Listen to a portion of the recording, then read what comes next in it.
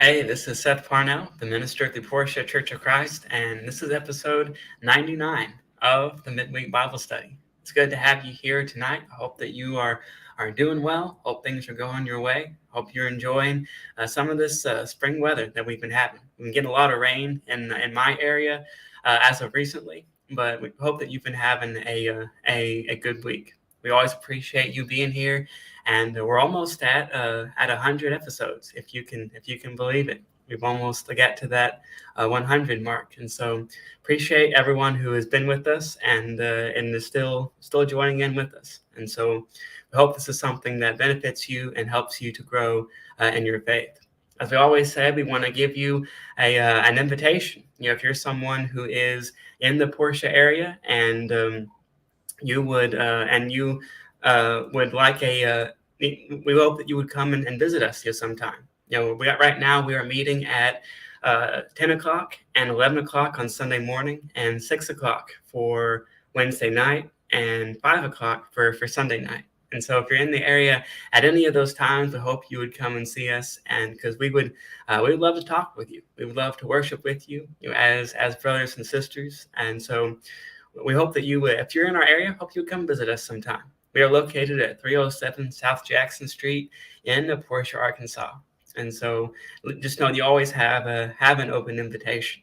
And also, if you ever have any questions or comments about what we study tonight, then please feel free to let us know. We don't want to create any misunderstandings, and we want to study the Word of God so they can give us some good use. And so if you have any questions about what we study, or if you have any suggestions for a future episode, please send those our way as well. We would love to hear from you and love to know what you would have, what you would like to hear. And so know that's an opportunity that's available to you as well. But tonight we're going to study Luke chapter 9. But tonight we also have a very special guest with us as well. We have Tyler Killough. He is here with us, and he's going to be joining us for our study tonight. I know you're going to enjoy what he has to say. I've known him for a while. He's a great guy, and he's a good student of the Bible. And so I know you're going to enjoy what he has to say. Tyler, it's good to see you. Why don't you tell us, everybody, a little bit about yourself? Thank you so much, Seth. I appreciate it. You are a fine gentleman. I've never met anybody that I would say, man, they're above you. You're right there at the top, man. Cream of the crop. I appreciate you doing this. Thank you for the invitation. I've been born and raised in Paragould, and I graduated from Crowley's Ridge Academy and Crowley's Ridge College, where, fun fact for some folks that know you, we actually played a little college soccer together. So thought they might enjoy hearing about your soccer days, Seth. And I've been a basketball coach, and I've done youth ministry. I've been at Southwest Church of Christ in Jonesboro, and also am now here at Hillcrest over in Paragould, where I've been since 2018. Yeah, that's we played soccer for one season, and that was some good. And I believe you were the captain, if I'm not mistaken. Weren't you one of the captains that we had? I believe that was right. Yes, yeah. A co-captain. But what you ought to know about Seth is that nobody gave it more effort and hustle than he did. He was out there running up a storm. I always admired that about him. That was not long after that you really got into running, if I remember right, and you were doing some distance running.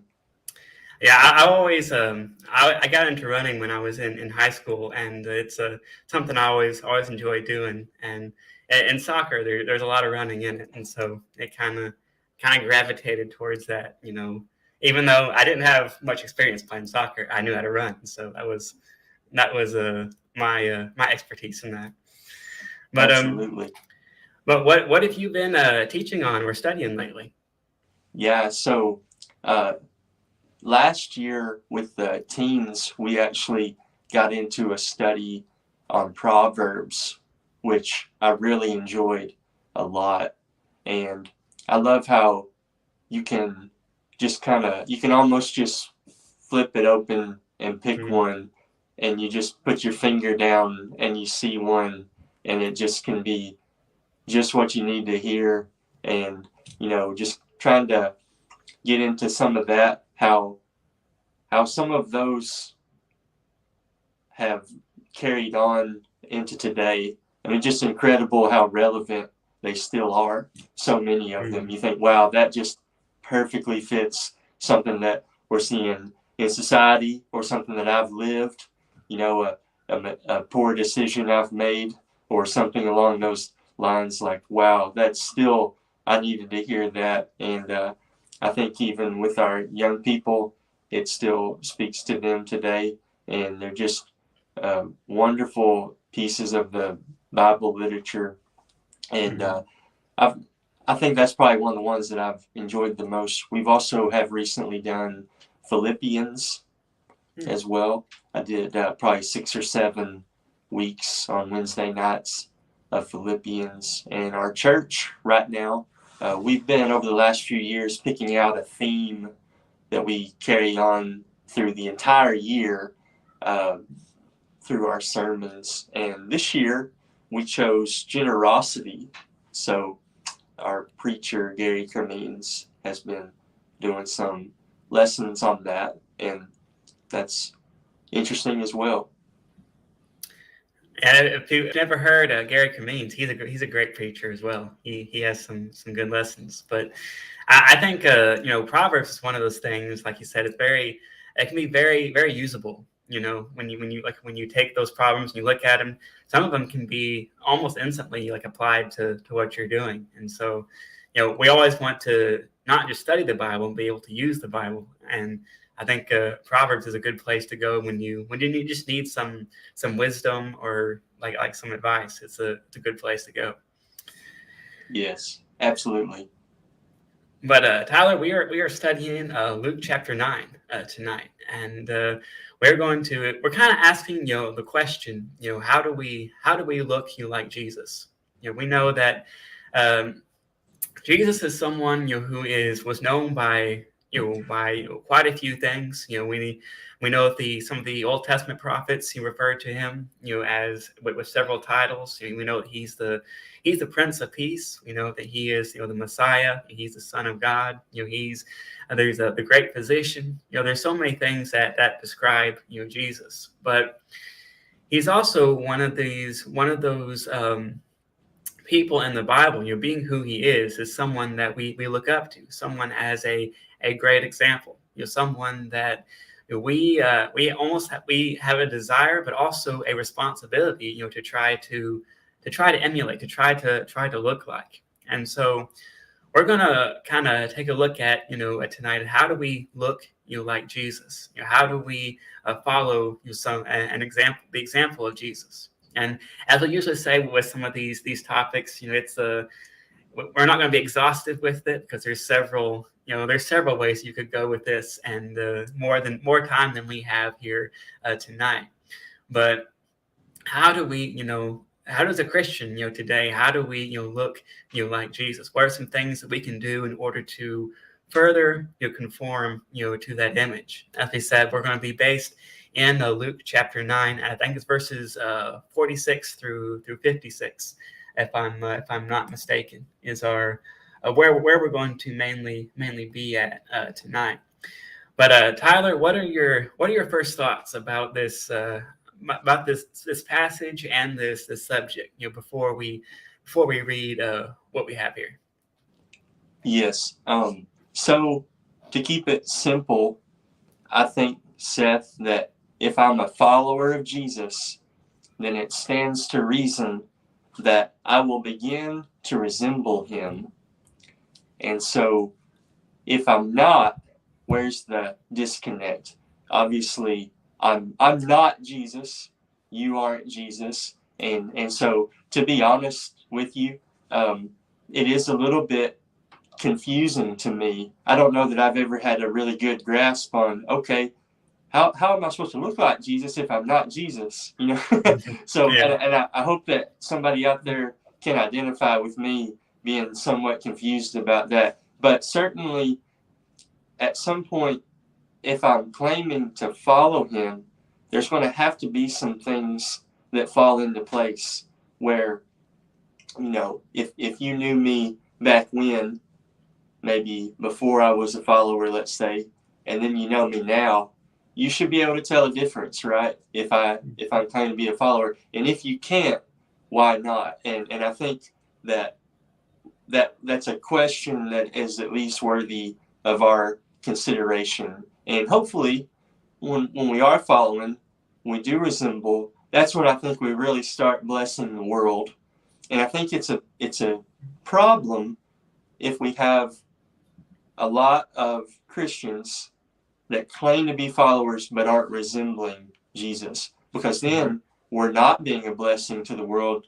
I would say we're probably actually hurting those around us, and that's problematic, and we don't want to do that. Of course, there's always opportunity for growth and change, and so what I have got laid out, some of my thoughts on this text.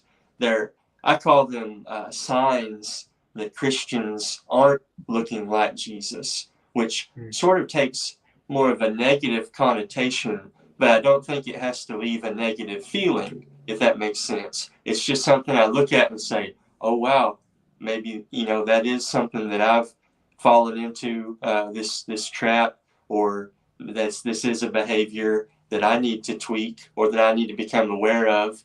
And if I do that, that will help me more closely resemble Jesus. So I don't want anyone to walk away from hearing this and feel more defeated, but rather to open up our eyes and our hearts and be self-aware. Seth, I think that self-awareness is such a key in the Christian walk. And I mean, when you're able to hear, when you let the scripture speak to you in a way that you actually are able to put into action, as you kind of mentioned earlier, that's when things really start cooking, as we say sometimes. You're really cooking now when you can not just talk about them or know them, but implement them. And so I hope that I'll just bring a little bit of awareness to us tonight, and maybe not all of these would apply to you or the listener out there, but I would say there might just be at least one of them. And so if at least one of these is a sign for any of us, maybe that can be what we take into our week going forward, and maybe at least to start become more mindful of. Oh, absolutely. And I think, that's at least in the big picture, without going into specifics, I think, being a Christian, like you said, being the path of a Christian should lead that way. It should lead, following, the scriptures and following, the Bible should lead you to resembling Christ to be more in your life. I think that's the natural path, of following, the scriptures. But as I said, sometimes sometimes we don't do the best job with that, myself, included. And we always need to be, like I said, we need to be self-aware. We need to be aware of the dangers, some of the traps that we can fall into, as Christians, that can deter us from our mission and from working for the kingdom, or kind of stunt our growth, as a Christian. We know that Satan is described as someone who is crafty, someone who has a lot of tricks up his sleeve, and we're called to be diligent. We're called to be someone who is watchful, and we need to be aware of these things, and like you said, strive at least our best to look like Christ, because if we don't, like you said, and that's one of the big criticisms, as you've heard throughout your life of the church, is sometimes people say, well, that they say one thing, but they don't do another. And that's, like you said, that can be a damaging to the church. But for someone who actually puts that image in practice, I think that's something that holds a lot of weight. But we are, like I said, we are based here in Luke chapter 9.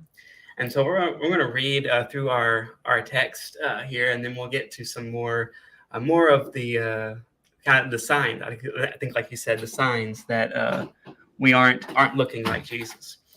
And so in verse 46 here, it says, "An argument rose among them as to which of them was the greatest. But Jesus, knowing the reasoning of their hearts, took a child and put him by his side, and said to them, Whoever receives this child in my name receives me, and whoever receives me receives him who sent me. For he who is least among you all is the one who is great. But John answered, Master, we saw someone casting out demons in your name, and we tried to stop him, because he does not follow with us. But Jesus said to him, Do not stop him, for the one who is not against you is for you. And when the days drew near for him to be taken up, he set his face to go to Jerusalem. And he sent messengers ahead of him, who went and entered a village of the Samaritans to make preparations for him. But the people did not receive him, because his face was set towards Jerusalem. And when his disciples James and John saw it, they said, Lord, do you want us to tell fire to come down from heaven and consume them? But he turned and rebuked them, and they went on to another village."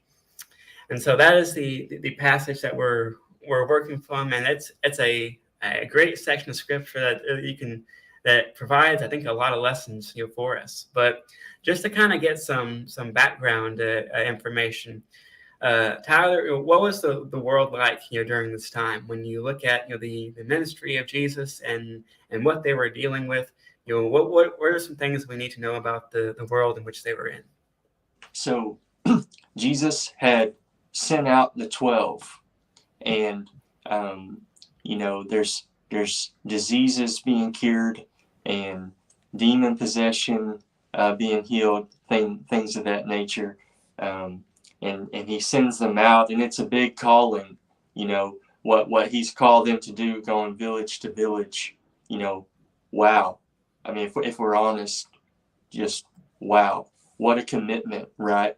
And then you've got Herod the Tetrarch, which is actually in verse 7 earlier in that chapter. He's hearing about things, and he's wondering what's going on, and he's saying, wait, I beheaded John. What's all this about?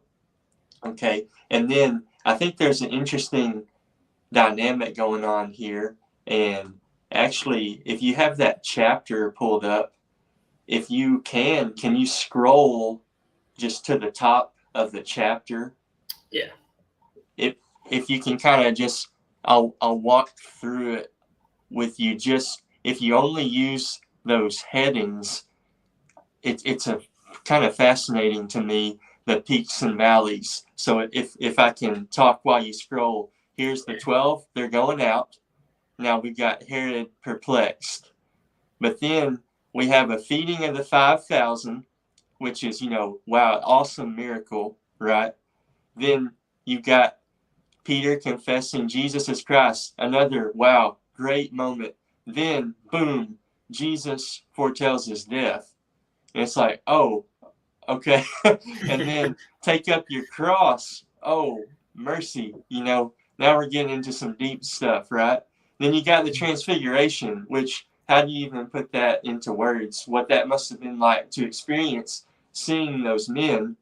And then all of a sudden, here's another healing. And before long, you're going to get into Jesus predicting death again. And it just seems to me, Seth, just like there's this high, and then there's kind of something that kind of brings down to a reality again. And then, I don't know, I just thought that was pretty fascinating how that chapter flows. It is interesting, like you said, how Luke chooses to give us this information. And like you said, yeah, he does something like you said, that he heals this boy with an unclean spirit, and kind of, which is something that is to be rejoiced about, something that we are to be happy about. I mean, that's if somebody recovers from an injury, if they recover from an illness, that's always a good occasion, because we want them to be well. But like you said, sandwiched between these two is Jesus foretelling of his death and of going to the cross, which is something that was going to be very, very like I said, very, very painful, and would be the ultimate sacrifice that he would give. And so yeah, this is it's interesting, like you said, how Luke puts this together. And he keeps going on with kind of this this theme. But the disciples have been sent out, and they're and kind of in the case in which we have, I think a lot of them are still with Jesus, but they are ministering and doing what they can, and Jesus is taking every opportunity in order to teach them, and which is something that he always does. But in the verse 46, here he as you see with the heading, he says, who is the greatest, and that's something that the apostles struggled with. It's something that they at this point they had some misconceptions about when they talked about who was going to be the greatest in the kingdom of heaven. And they had a different perspective than Jesus did.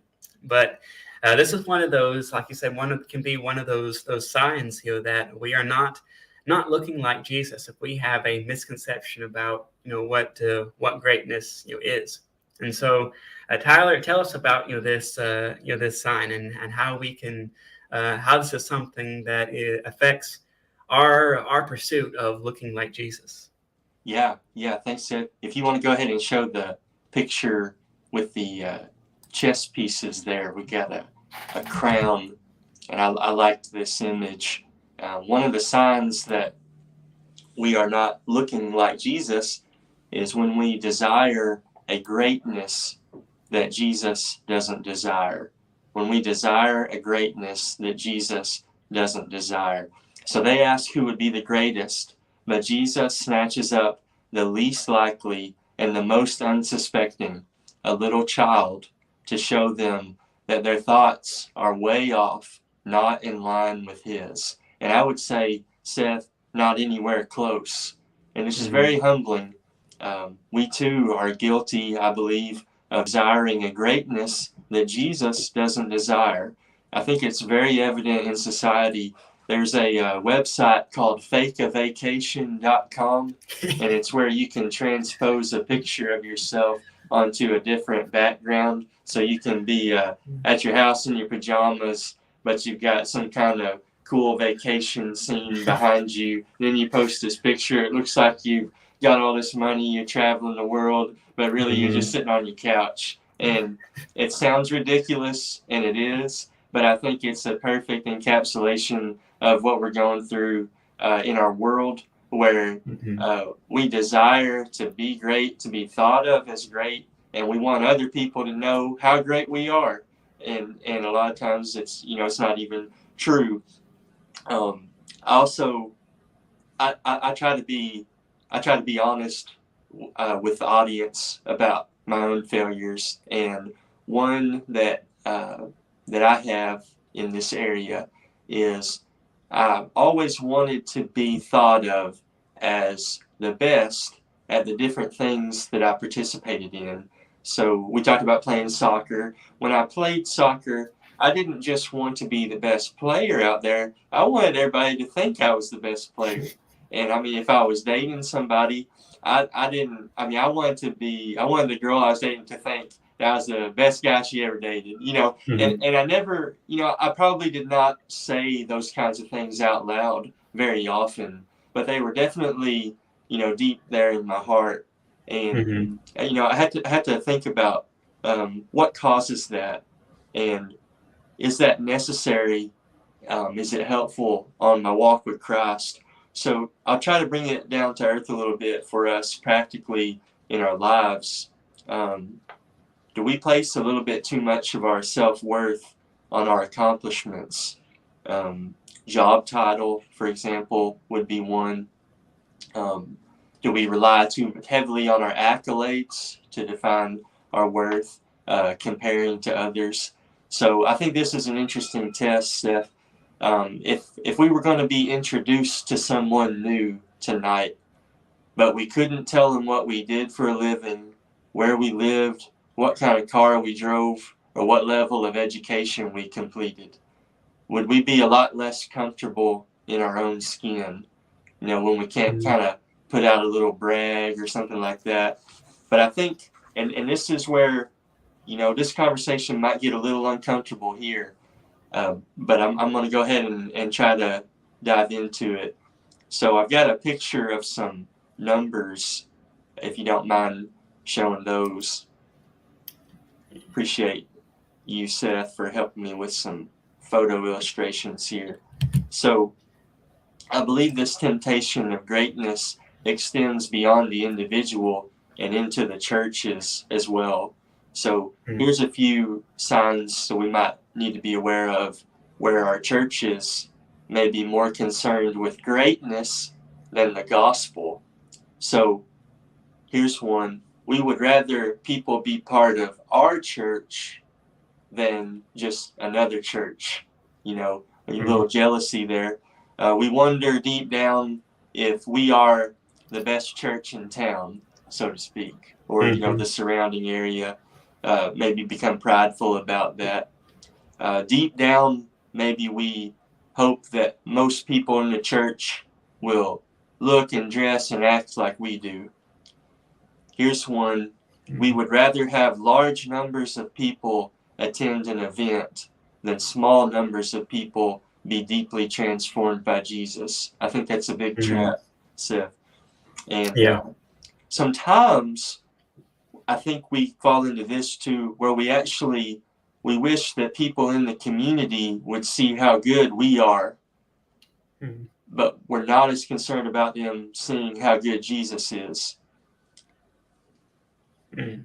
So just, I think that God would try to help us to bring these notions, these false projections of ourselves and our churches, try to help bring them to a halt. I think he would have something to say about that, but I think he would be full of grace and mercy.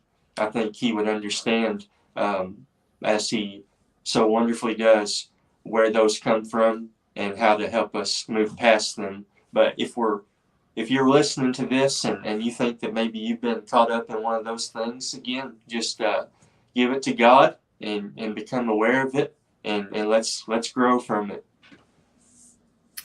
And that kind of thing can be very, very convicting, when you take a close look as you described at it, because I think sometimes, like when we read that passage, we may think, well, it's just about pride, just about saying, I'm I'm better than everyone else. But I think, as you described, it's something that can take many different forms. And as you said, with like churches and such, if we're not careful, that can be something that can kind of seep into our mindset. And being someone who like the one thing that you said about being concerned about how people see us, rather than how they see Jesus, that I think that's a that's a big one, because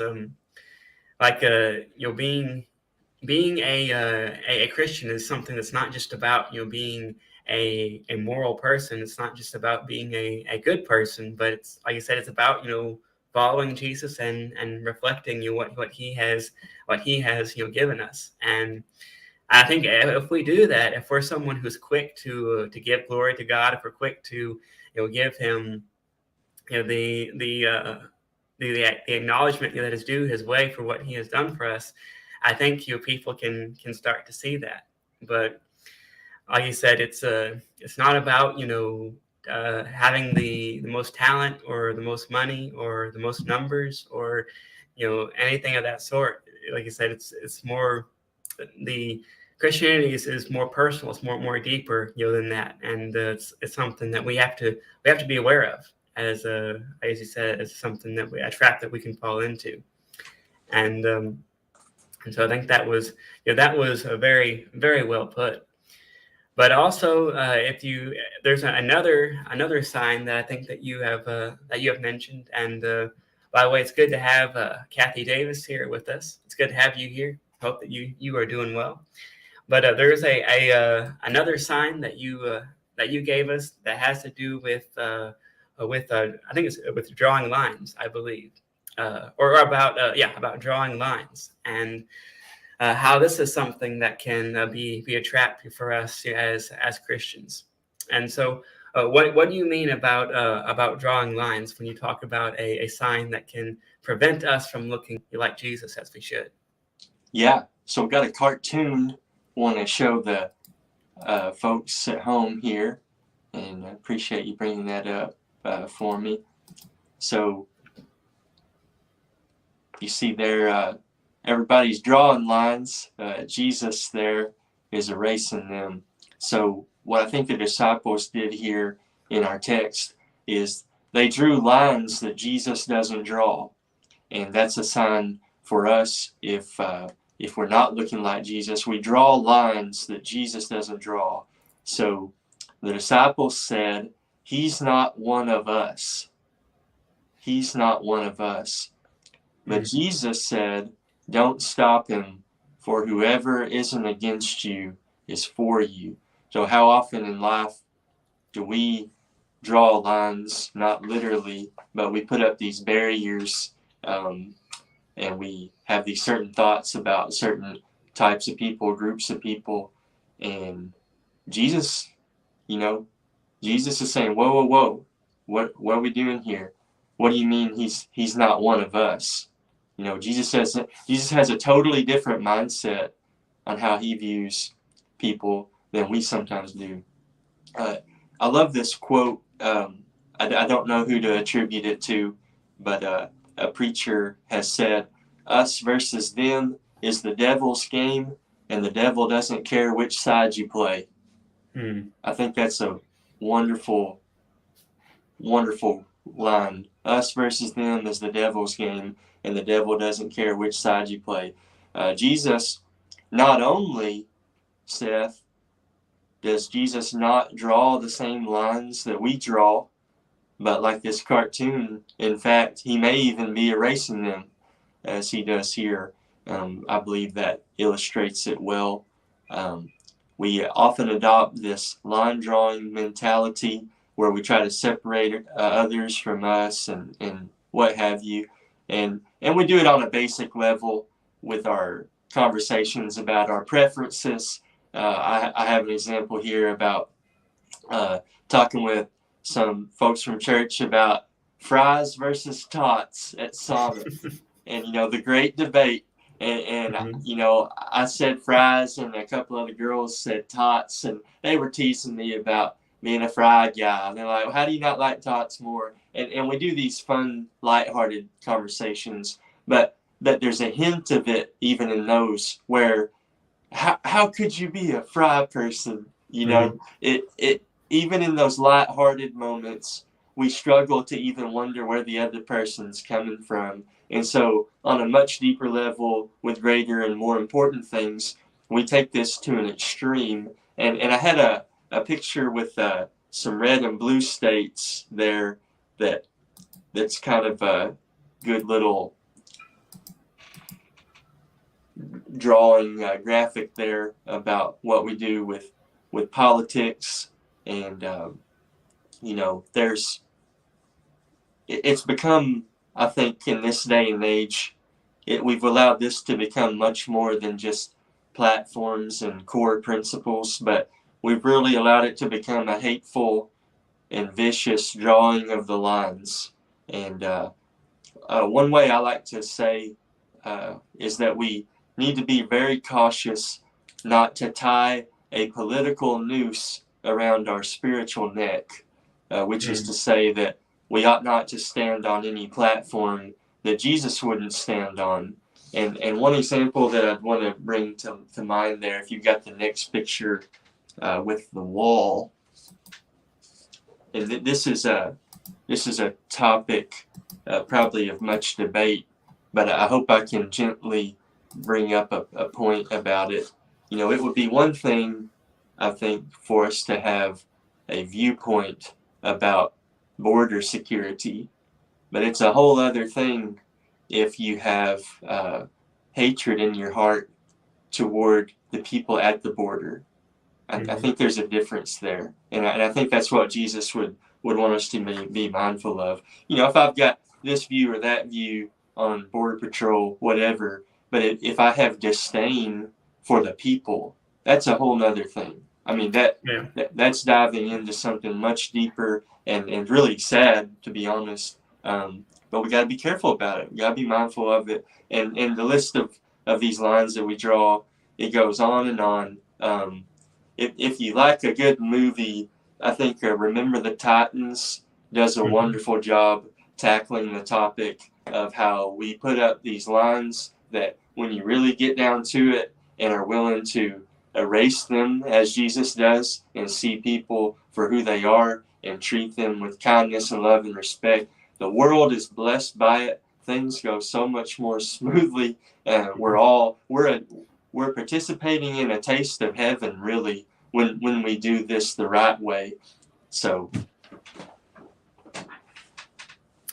yeah, that's and that I wish we knew who said that, because that's a fantastic quote that you said, and we've seen a lot of that. I know you probably, maybe for the inspiration you have this lesson, you've probably seen a lot of that with Christians out there, and with that kind of that us versus them mentality can be so dangerous, because it's common. We like to label people and make assumptions based upon those labels sometimes, and sometimes that prevents from us from either having a conversation with someone or talking with someone or giving them a chance per se.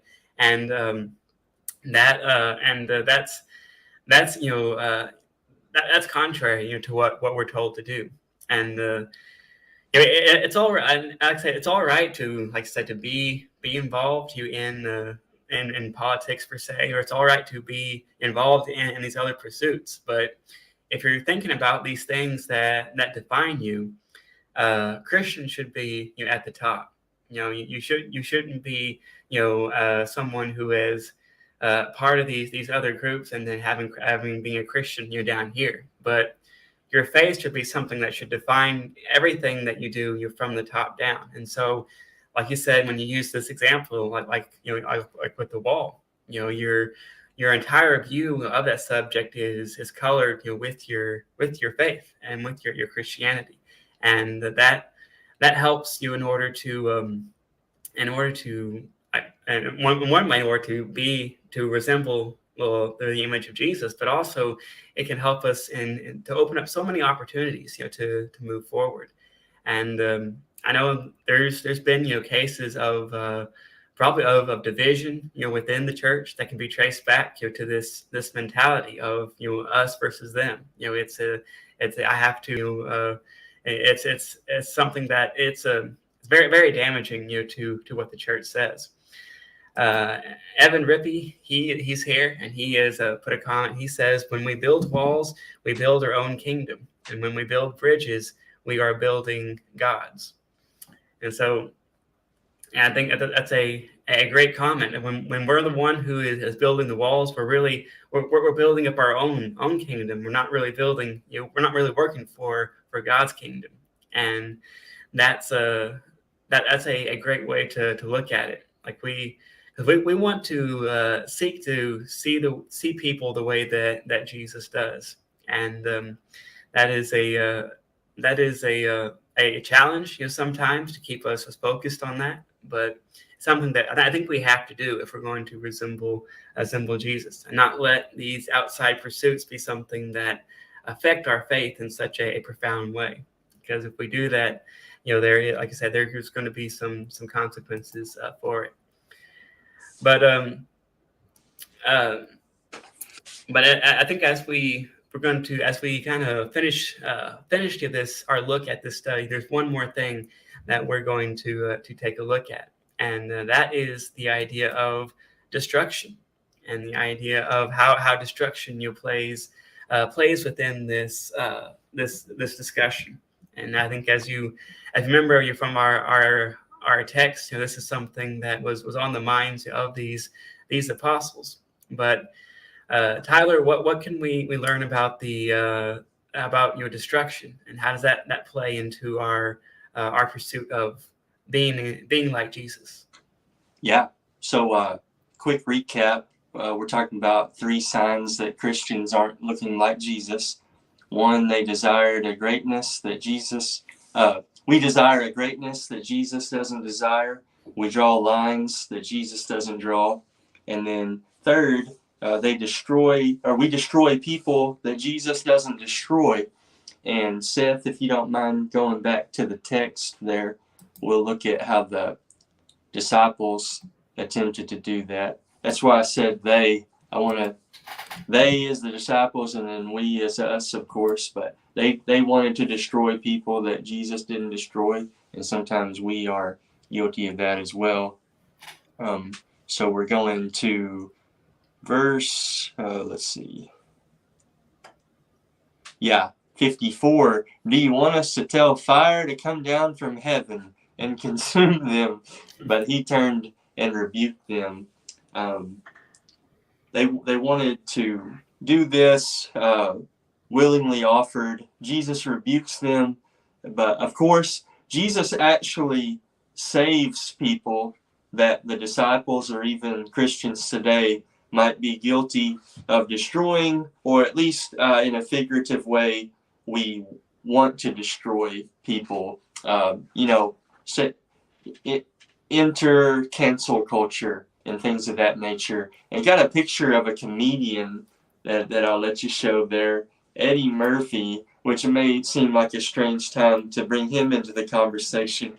And if you know much about his personal life, you might think that he's an odd example for a lesson illustration. But I love the idea of what Eddie Murphy did a few years ago, which was during the 40th anniversary celebration for Saturday Night Live. Somebody had written a part for him to come on and do one of his famous impressions, and they had a great skit written up, and they knew it would bring the house down and all this stuff. But that was in the wake of some of the Bill Cosby allegations, when all that news was out, and he actually refused to do the skit because he did not want to kick a man while he was down. And so I don't know if any of the viewers happen to have seen the episode, but Murphy comes out and he does a stand-up thing, and personally I think it feels kind of awkward. It's like it's not even all that funny. And then he didn't even do that skit that they knew was just going to be like comedic gold, or so they thought. Mm-hmm. And another famous comedian actually brought this story to light. Norm Macdonald, who is another guy that you would think, how did he wind up in a lesson illustration? but he actually said his praise of Eddie Murphy was that he didn't need the laughs. And I love that, because he chose in that moment, he gave up his own opportunity at greatness, as we mentioned, and he instead chose to show compassion. He, in a way, if he had jumped on that skit, as funny as it would have been for all, so many people would have thought, ha ha, but he turned it down to show empathy. He did not seek to destroy, in other words, the name or the person of Bill Cosby. Knowing what he was going through at that time, he said, I'm not going to be about that. And Seth, that has stayed with me for a while now. I have loved that story about Eddie Murphy. But I say all that to say, we also, in our lives, we want to be careful about what we're about as far as destroying others. So Here's an example. I love to say this, Seth. I would say that Christians shouldn't leave bad Google reviews. And what I mean by that is, why would we involve ourselves with publicly shaming a person or entity, over something as silly as a sandwich? If you don't like a sandwich at a restaurant, you don't have to go back. But imagine if people saw, Seth Parnell leaving a bad Google review for the local restaurant. Well, they might think, well, what if he does that over a sandwich? What is he going to say about me and my problems if I want to go to church there? And so I think, as funny as that might sound, not leaving a bad Google review, I think it's very practical. It's just one way that we can participate in the higher road, the better ways of Jesus, and not bogging ourselves down with this mentality that we have to be so critical and nasty toward people, or especially when things don't go our way. And have one more picture there of a fellow by the name of Scott Sauls. And Scott Sauls is in ministry, and he has some writings out there and just some exceptional quotes. And he actually says that gossip, on the topic of gossip, which is one of the primary ways that we destroy people with what we say about them, he actually calls it a form of pornography, which is interesting. He says gossip is pornography of the mouth. He says when we gossip, we exploit someone, we make no commitment to them, we objectify them for a cheap thrill, and we do it all to feel better about ourselves. And so, I don't know, usually when you think of an addiction to pornography, you're thinking of one certain kind. But if we're honest, we're addicted to this kind as well. Do we ever stop to consider the harmful words we aim and shoot at people? I thought that was a fascinating concept because you don't usually hear that term related to gossip, but I think he's got a very fair point. He does, and that can be one of the the true tests of a Christian sometimes, especially when it's like you said with that example of Eddie Murphy. It was something that was not only allowed, but it was encouraged. People were encouraging him to do that, and he like you said, he stood his ground for it. And a lot of times, like in our day and age, sometimes people will say, well, they deserve it. They had this coming. They deserve this, and we can't tolerate someone like this, and so we have to voice our displeasure such as that. But as a Christian, we can't follow that road. Like you said, we can't be someone who joins in with that, because we're in the business of building people up and not tearing them down, because the world can tear people down, really well on its own. It doesn't need our help, to do so. And if we're someone who joins into that, we're contradicting, like what Jesus has told us, to do. And it's one of those things that sometimes, the best thing you can do is, to stay silent. Like you said, like you talk about, those Google reviews, there's nothing wrong with, just not saying anything. Like I said, if you didn't enjoy it, you can go somewhere else, and like you said, you don't have to say anything. It's sometimes the best the best course of action is either to like not say anything, or just to stand up sometimes for somebody. It doesn't always mean that you condone what they did or condone some of the decisions that they have made, but you can stand up for ill treatment and for when someone is being treated in a way that they shouldn't. And that's a wonderful thing that we have to remember as Christians.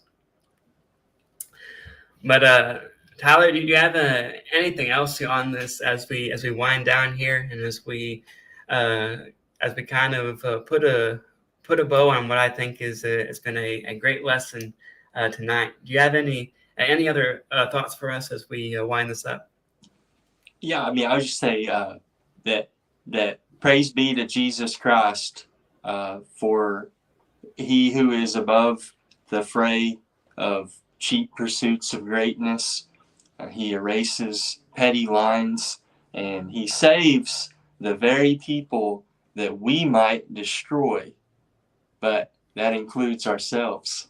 So just if you have experienced any sort of moment of self-awareness tonight, as we talked about in any of the examples that were thrown out, I just hope that it will be a blessing to you to just consider that and give it to God. Allow Him to make you new in that area. He continually cleanses us and changes us, and really just want to give a fellow Christian brother pat on the back to anyone who is willing tonight to be that honest about any sign that they feel they have been short on. But again, just because these are more of the negative connotation signs, it's not hopefully not a negative message. If anything, you could just flip it around and look at it the other way and think, okay,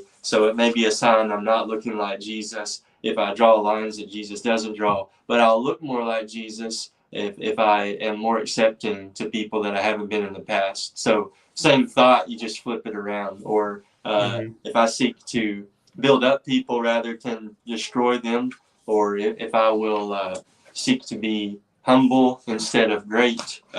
One thing you could say is being grateful is better than being great. We don't have to be great. Jesus is great, and if He's great, I don't have to be. Mm-hmm. That is absolutely true. It's much better to be grateful. But I mean, we're studying the book of Matthew in our class at Portia on Wednesday nights, and we just got done with Matthew chapter 9, in which the Pharisees they come to Jesus and they ask him. They saying, why are you eating with these tax collectors and these sinners, and why are you associating with them? And Jesus, his response was, it's not the people who are well that need a physician. It's the people who are sick, that need it. And it's the people, oftentimes it's the people that we are maybe the least quick to associate with that may need the gospel, the most, and they may need it to be something that can affect their life. And so it's very important for us to not draw those lines, not to be quick to destroy someone, and to be someone who follows that. And then if we do that, I think we can at least get a little bit closer to looking like Jesus. But Tyler, we really appreciate you being on here tonight. If somebody wants to hear more of what you have to say, or hear more about your church, where can they go to find it? Oh, sure. ParagouldHillcrest.com. And from there, you can find a Facebook link or things of that nature. So. All right. Well, like I said, we're so glad that you took the time to be with us, and we wish you the very best going forward, and hope to see you again sometime. Thank you, sir. It's been a great pleasure, and I really appreciate it. And this is the end of our episode, and we hope that this has been beneficial to you, and we hope that you'll join us next week. We're here every Thursday night at 7:00 for next week will be episode 100, and we appreciate you being here. And as I always say, if you have any questions or comments, please feel free to send them our way. But until then, we hope that you have a wonderful week, and hope you go out and glorify God in everything that you do. We'll see you next time.